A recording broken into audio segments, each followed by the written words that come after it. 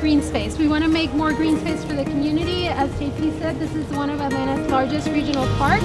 It does have a golf course, so 180 acres is taken up by the golf course. So we want to make the most of every single corner and inch of green space in the park, and that's what we're going to be working on. We'll make it groups of 10 to be socially distanced.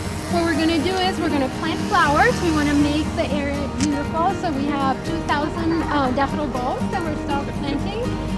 We also will clear, there's debris and branches and things that be limbed up. We want to create vistas, so Nancy Creek runs through the area in the Palisades. We want to make it beautiful, make the benches areas where you all can sit down, come back with your families, have a picnic. So that's the goal for today.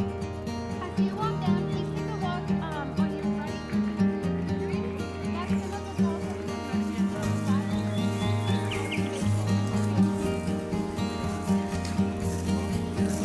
But we're going to have a great time today.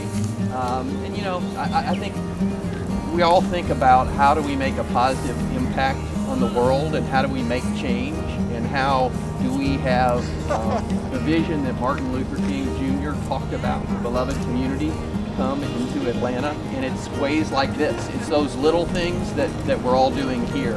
So again, thank you for doing this. We really appreciate it. Thank you to Target and thank you to Hands On Atlanta. You're in a historic park. You're in the largest park in the city of Atlanta. You're going to be working in an area that